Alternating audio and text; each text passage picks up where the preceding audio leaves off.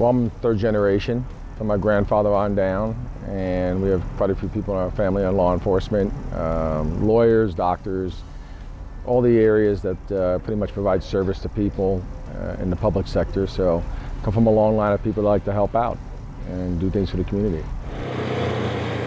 Yeah, I grew up in a small town back east, so I kind of got to know a lot of the officers. They got to know a lot of people in the community, so I wanted to do the same thing. So when I came out to Las Vegas area, I saw Boulder City, and it sets itself apart because it reminds me a little bit of home. Being able to have close contact with the citizens and really be a community policing officer, which you can't really do in a lot of big cities. So Boulder City was very attractive for me for that. What's great about the mounted unit, it truly does break down barriers with the community. You know, they don't see the police officer anymore, they see the horse. So it kind of acts as a bridge. And then they get to talk to us too, and they get to realize that there's a lot more in common than not in common when they're talking to a police officer. You know, we're just like them. We're human beings, we have a job.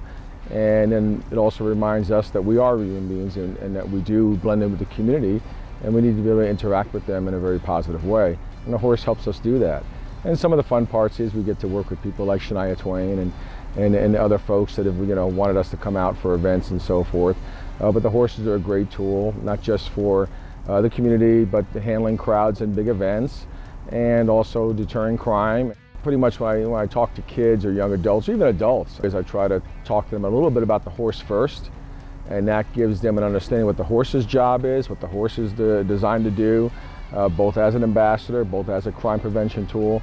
And then I go into about what we do as law enforcement and what do I do on a mounted horse. It's more of going from the community policing aspect and working backwards towards the actual job of what a police officer is.